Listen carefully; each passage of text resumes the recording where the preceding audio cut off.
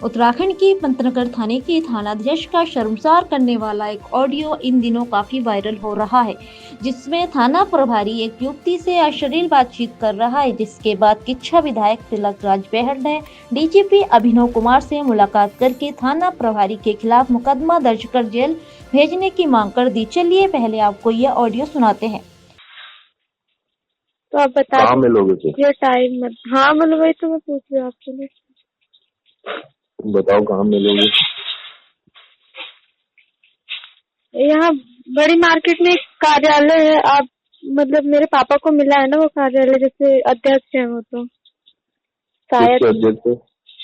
अध्यक्ष मुझे सही आइडिया नहीं है, लेकिन मैंने ऐसे सुना था, पेपर में भी आया था एक बार नाम पापा का ना मेरे। अच्छा, हाँ तो मैंने इस तो बारे बड़ी में मार्केट में तो सब देखेंगे यार।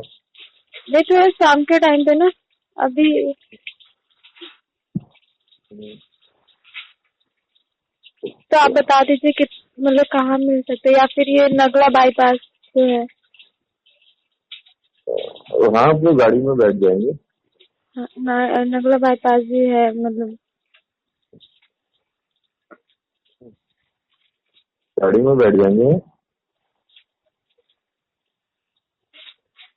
हेलो, हाँ सर, गाड़ी में बैठ जाएंगे। ठीक है सर। वो तो जहाँ कॉलोनी के आसपास भी बैठ सकते हैं गाड़ी में। अंधेरे में कौन देख रहा है? हाँ सर, हम्म? ठीक है सर। तो किस भी दोगी एक? क्या? किस भी दोगी एक? हेलो हम्म? हेलो, हम्म? कैसे सर? मैं कह रहा हूँ, एक किस भी दोगी? हेलो, हाँ सर। बोलो। तो अच्छी लग रही थी यार कॉलोनी। हाँ कल अच्छी लग रही थी, कह रहा हूँ मुझे तो।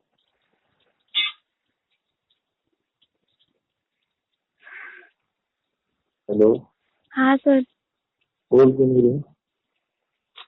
आपकी बातें सुन रही। हम्म? तुम बोलोगी तो सही, रिप्लाई भी तो करो। अच्छा हम्म?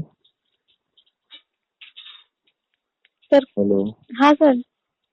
बताओ ना। सर ये सब नहीं होगा मुझसे। अच्छा, किस देने में क्या हो रहा है? हेलो, कैसे? किस देने में क्या हो रहा है? अरे हम्म? सर मैं वैसे नहीं हूँ। अरे तो मैं जब कर रहा हूँ ऐसी से करके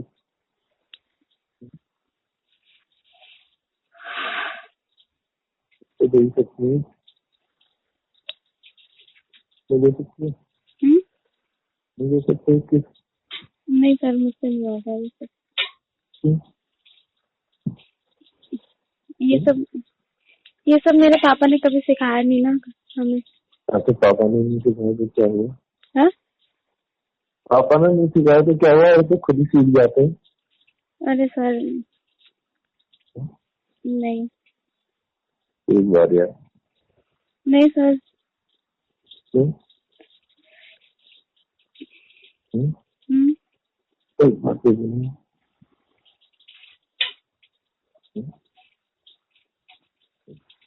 दरअसल कुछ दिन पहले पंतनगर थाना क्षेत्र में दो परिवारों के बीच विवाद हो गया था, जिसमें एक परिवार की शिकायत पर पुलिस ने दूसरे परिवार के पिता और पुत्री को जेल भेज दिया था।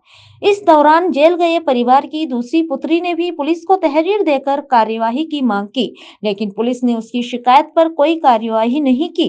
कुछ दिन बाद जेल गए पिता और पुत्री जमानत पर जेल से बाहर आ गए, लेकिन इस बीच मुकदमा कायम कराने के लिए कई बार पंतनगर थाने पर जाने के कारण वहां के थाना प्रभारी राजेंद्र सिंह डांगी ने युवती से अश्लील बातचीत शुरू कर दी। लेकिन युवती ने थाना प्रभारी की बातचीत रिकॉर्ड कर ली और किच्छा विधायक तिलक राज बहल ने इसकी शिकायत की, जिसके बाद किच्छा विधायक बहल ने देहरादून में डीजीपी अभिनव कुमार से मिलकर थाना प्रभारी के खिलाफ कार्यवाही की मांग की है। वहीं ऑडियो वायरल होने के बाद प्रदेश के राजनीतिक गलियारों में भी हलचल शुरू हो गई, जहां किच्छा विधायक तिलक राज बहल ने पुलिस को कटघरे में खड़ा किया है, तो वहीं किच्छा के पूर्व विधायक राजेश शुक्ला ने पुलिस की पैरवी करते हुए पीड़ित महिला को षड्यंत्रकारी बताया है। हालांकि ऑडियो वायरल होने के बाद पुलिस कड़ी जांच में जुट गई है और दोषी थाना इंचार्ज पर कार्रवाई करने की बात कह रही है। और साथ में एसएसपी ने वायरल ऑडियो को 1 वर्ष पुराना बताया और एसओ को सस्पेंड कर दिया है। कि अधूरा ऑडियो है या पूरा है, तो जांच होनी चाहिए। कोई दिक्कत तो है नहीं जांच की, क्योंकि जो उस पीड़िता ने जिसके साथ ये सब कुछ बोला गया है, आपत्तिजनक शब्दों का प्रयोग किया गया, अश्लील बातें की गई, जो उसने हमको उपलब्ध कराया वो हमने आप लोगों को भी दे दिया, वही हमने डीजीपी को दिया। हमारा उसमें कोई किसी तरह का भी दूर दूर तक कोई छेड़ाखानी का कोई इरादा नहीं। हमने जो हमको उन्होंने दिया, हमारे बेटे के फ़ोन पर दिया, वो हमने डीजीपी को सौंप दिया। बात यह है कि क्यों नहीं अभी तक सस्पेंड किया गया, क्यों नहीं उसके खिलाफ एफआईआर दर्ज हुई। देश के अंदर 10-10 साल पुराने मामले अगर किसी महिला ने, पीड़ित व्यक्ति ने उठाए हैं, महिला ने, तो उसके खिलाफ भी तब भी कार्रवाई हुई है, एफआईआर दर्ज हुई है। एक नहीं, 10 मामले हैं। ये तो 1 ही साल पुराना है। मैंने कहा ना, 5-5 साल, 10-10 साल पुराने मामलों में भी कार्रवाई हुई है। आप देख लीजिए, जो उसके हैं, जो कुश्ती महासंघ के कितने पुराने मामले उन्होंने उठाए, कार्रवाई हुई ना, जमानत हुई ना, जेल गए ना। जब बड़े बड़े लीडर्स जा सकते हैं, एमपी एमएलए जा सकते हैं, बड़े बड़े लोगों के खिलाफ कार्रवाई हो सकती है, तो एक एसएचओ को बचाने का क्यों खेल रचा जा रहा है? जबकि तत्काल लिखा गया उसमें, मेरे लेटर पे, कंप्लेंट पे लिखा गया कि तत्काल जांच, एफआईआर दर्ज, सस्पेंशन। उस आदेश को क्यों रोका जा रहा है? कौन है उसको पीछे इसको रोकने वाला? मेरा कहना है कि जब 8-10 साल पुराने, पीड़िता जब चाहेगी तब सार्वजनिक कर सकती है। उसने अपनी बात को सार्वजनिक किया है, उसके साथ बुरा भला हुआ है। एक तो उसका मुकदमा नहीं कायम किया गया, उसके घर में जब दोबारा मारपीट हुई उसको ऊपर ताड़ीफ थी, और जिस तरह से एसओ ने किया उसके साथ व्यवहार, अगर एसओ राजनीति करना चाहते हैं तो हम उस पर भी तैयार हैं। पुलिस राजनीति करना चाहती है। अगर 1-8 दिन के आज अगर उसके खिलाफ कार्रवाई नहीं हुई तो मुझे बहुत बड़ा राजनीतिक कदम उठाना पड़ेगा। फिर इसको मैं प्रदेश व्यापी मामला को बनाऊंगा, जिला स्तर में इसको फिर आंदोलन पे हम कूदेंगे। फिर मैं बाध्य हो जाऊंगा अनिश्चितकालीन धरने पे बैठने को एसएसपी कार्यालय के बाहर। फिर खाली एसओ टारगेट नहीं होगा, फिर बहुत सारे मुद्दे टारगेट होंगे। अभी तो मैं खाली एक ही इशू को लेकर चल रहा हूँ, फिर मैं और बहुत सारे इशूज़ हैं, फिर लेकर चलूँगा। ये कप्तान साहब की से भी मैं कहना चाहता हूँ कि तत्काल कार्रवाई करिए, इसमें कोई नहीं।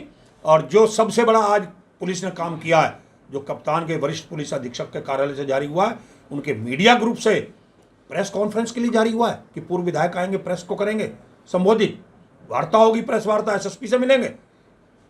ये पहली बार हुआ है आज तक। मैं भी 20 साल विधायक रहा हूँ। कभी पुलिस की तरफ से अगर कोई जनप्रतिनिधि टाइम मांगता है, मिलने के लिए जाता है, कोई जाता है, तो ये पुलिस की तरफ से कभी नहीं डाला जाता।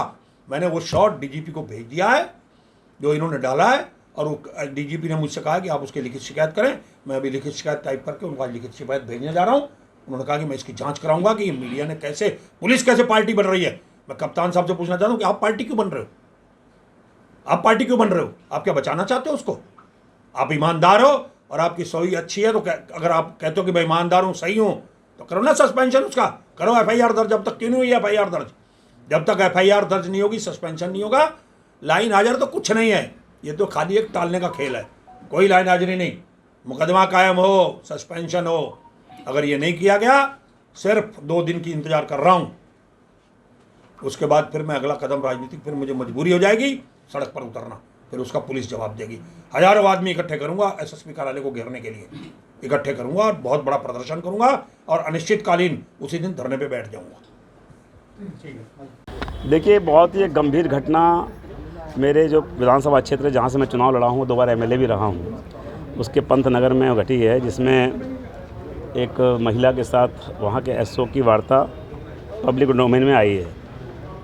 वो बहुत शर्मनाक है, बहुत निंदनीय है, और इस तरह की घटनाओं से न केवल पुलिस विभाग की छवि पर असर पड़ता है, बल्कि कहीं ना कहीं सरकार की छवि पर असर पड़ता है। इसको हम लोगों ने बहुत गंभीरता से लिया। हमारे माननीय मुख्यमंत्री जी दिल्ली गए हुए थे, मैंने रात ही उनसे बात की, और सवेरे मुख्यमंत्री जी का भी फ़ोन आया, फिर उसका डीजीपी साहब का भी फ़ोन आया, और कप्तान साहब से तो मेरी कल से लगातार, जब से मैंने देखा था बात चल रही थी। तो आज हम सब लोग, पार्टी के लोग, हमारे जिला उपाध्यक्ष जो पार्टी के सभी वरिष्ठ लोग आए हुए हैं, हम सब कप्तान साहब को आज एक कागज़ देकर आए हैं ज्ञापन के रूप में कि उक्त घटना की निष्पक्ष जांच हो, और जब तक की जांच हो रही है तब तक उनको निलंबित करके वहाँ से हटाया जाए ताकि जांच को प्रभावित ना करें और जो दोषी है उसके खिलाफ कार्रवाई हो। प्रथम दृष्टया इसमें वहाँ के एसओ दोषी नज़र आ रहे हैं साफ साफ, क्योंकि उनकी जो भाषा है वह कतई एक जिम्मेदार आदमी से ऐसी भाषा की उम्मीद नहीं की जा सकती। लेकिन इसके साथ साथ मुझे इस पूरी घटना में कुछ कॉन्स्पिरेसी भी नज़र आ रही है, क्योंकि पहले एक लड़की की वहाँ आत्महत्या हुई और उस आत्महत्या में इसी लड़की जिसने आरोप लगाया इसके परिवार के लोग उसमें आरोपित हुए थे। उसमें कुछ लोगों को पुलिस ने जांच से बाहर भी निकाला। उसके बाद उस लड़की ने जिसने किया है इसके परिवार के लोगों ने पिछले परिवार में जिनकी हत्या हुई थी उनको अभी कुछ दिनों पहले अपहरण के झूठे केस में फंसाने की कोशिश की, उसकी भी जांच पुलिस ने की है और उसको जांच में गलत पाया है। तो इन सारे चीज़ों को जोड़ना पड़ेगा कि इसके पीछे कॉन्स्पिरेसी क्या है। ये बात सच है कि भाषा अश्लील है एसओ की, जो किसी महिला के साथ नहीं होनी चाहिए, उनको दंडित किया जाए, कार्रवाई हो, निलंबित हो जो। लेकिन इस घटना की जांच इसलिए भी ज़रूरी है कि पुलिस विभाग और जनता ये समझे कि किस तरह के षड्यंत्र रचते हैं, उन अपराधियों का भी खुलासा होना चाहिए। इस सारे परिप्रेक्ष्य में आज हम लोग आए थे और मुझे अभी कप्तान साहब ने भरोसा दिलाया है, डीजीपी ने भी भरोसा दिलाया है और माननीय मुख्यमंत्री जी ने भरोसा दिलाया है, तो मैं कह सकता हूँ कि कार्रवाई जरूर होगी। और जी, हाल ही में हमें PHQ द्वारा हमें एक पत्र प्राप्त हुआ है जिसमें फॉर्मल शिकायत प्राप्त हुआ है, साथ ही एक ऑडियो आया है। ऑडियो का एक छोटा सा पार्ट आया है, पूर्ण ऑडियो नहीं कहेंगे, ऑडियो का छोटा पार्ट आया है, परंतु उस ऑडियो में प्रथम दृष्टया यह दिख रहा है कि हमारा थानाध्यक्ष पंतनगर का एक ऑडियो क्लिपिंग है, उसमें एक अभियुक्त महिला जिसके ऊपर 306 का मुकदमा दर्ज है, उस महिला और थानाध्यक्ष के बीच में कॉन्वर्जेसन आ रहा है।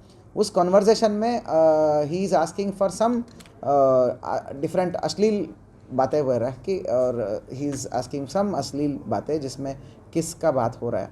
तो इस प्रकार की जो हरकत है, तो उसके पीछे और आगे का ऑडियो जो है मतलब अवेलेबल नहीं है, तो परंतु ये घटना बहुत ही सीरियस है। भले ही वो अभियुक्त क्यों ना हो, अभियुक्त है, नामजद अभियुक्त है 306 में, उनके परिवार वाले सारे जेल चले जा चुके थे उस समय, और घटना 1 साल पुरानी के है।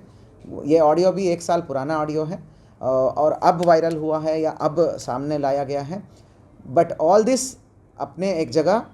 दूसरा, मेरे हिसाब से एक दूसरा पॉइंट मेन ये है कि एक जिम्मेदार पद पे रह के, थानाध्यक्ष जैसे पद पे रह के, चाहे किसी भी आदमी हो, चाहे वादी हो, प्रतिवादी हो, फरियादी हो, अभियुक्त ही क्यों ना हो, उनके साथ बात करने के दौरान जो है अपना इस प्रकार की अलग लाइन पे चलना और इस प्रकार अश्लील बातें करना, अश्लील फेवर आस्क करना, सेक्सुअल या फिर हरासमेंट वाला एंगल में फेवर आस्क करना, that is prima facie it's a very horrible thing. इससे काफ़ी घिनौनी है। पुलिस विभाग की जो वर्दी को जो है और इसकी छवि को, एक साफ़ सुथरा छवि को बिल्कुल प्रभावित करता है, चाहे घटना पीछे क्यों ना हो, क्या प्रकार का हनी ट्रैप हो या जो भी हो, ब्लैकमेलिंग हो, जो what ever it is. But the first point is right कि इस गलती को दूसरे गलती के साथ काटा नहीं जा सकता, चाहे परिस्थिति कैसा भी हो। हमने तत्काल जो है जांच ऑर्डर किया था इस पूरे प्रकरण में, तो जिसमें ज़िले का हमारा तेज तरार IPS ऑफिसर है, ASP है, लेडी ऑफिसर है। I have given that chance to the new ASP. She is a very upright and fair officer and she has a very reputed this thing. She immediately went to the victim and victim का statements record करी है। तो victim ने प्रथम दृष्टया confirm किया है कि 1 साल पुरानी ऑडियो है एंड वो ऑडियो उसी का है करके, तो ये चीज़ हुआ है। तो ये चीज़ें तो प्रथम दृष्टया क्लियर ही है कि वो दोनों के बीच में ऑडियो कन्वर्जेशन है। तो विस्तृत जांच तो होता रहेगा, परंतु जो ये डैमेज है मतलब इट इज़ इनटॉलरेबल है कि एक ज़िम्मेदार पद पे रह के, स्पेशली थाना अध्यक्ष जैसे पद पे रह के, ज़िम्मेदार पद पे रह के इस प्रकार की हरकत या बात करना ही अपने आप में बहुत ही घोर अनुशासनहीनता, उद्दंडता, लापरवाही और पावर का दुरुपयोग में श्रेणी में आता है।